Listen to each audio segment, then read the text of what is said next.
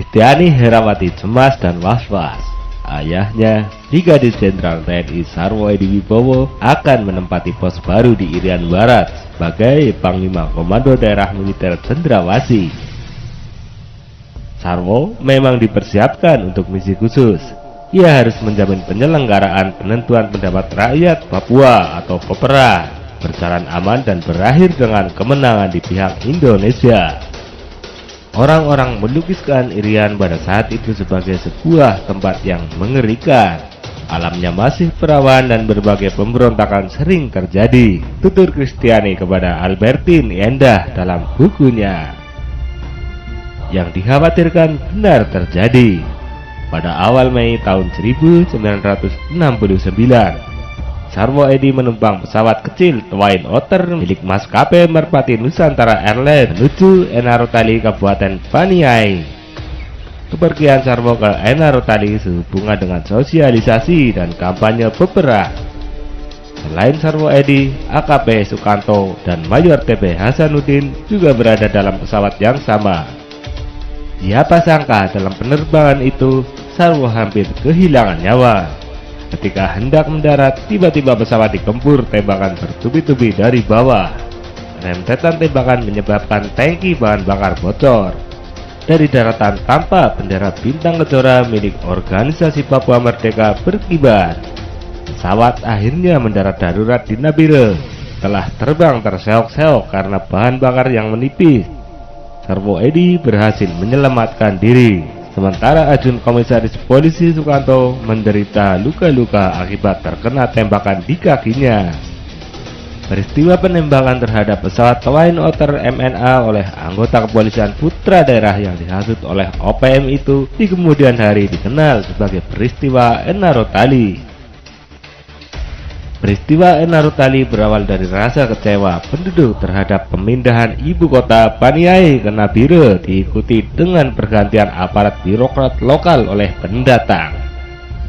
Mereka menghendaki ibu kota kabupaten berada di Enarotali. Mereka juga menolak kehadiran pendatang, termasuk para guru, sukarelawan, dan ABRI yang kemudian menjurus menjadi gerakan anti pemerintah.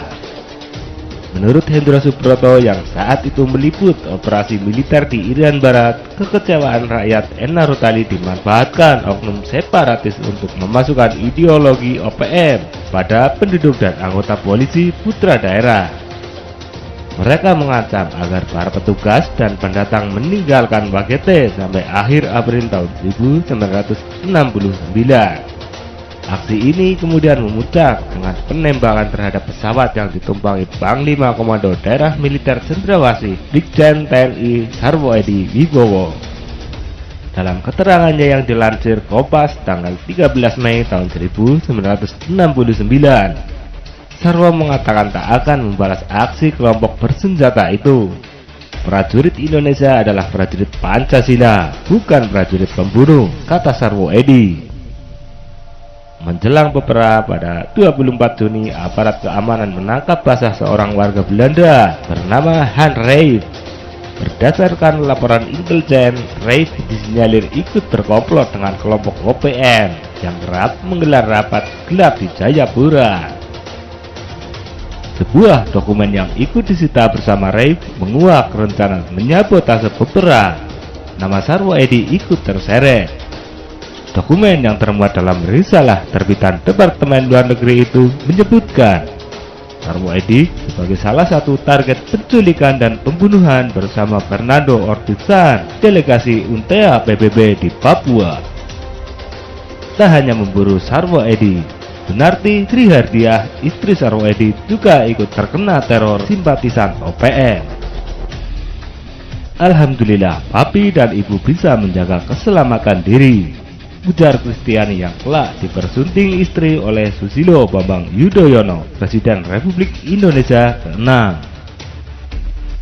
Selama 2 periode pemerintahannya, Susilo Bambang Yudhoyono tak pernah mengizinkan rakyat Papua mengibarkan bendera bintang kejora. Beberapa waktu yang lalu, 3 anggota TNI dari Kopassus gugur saat kontak tembak dengan OPM.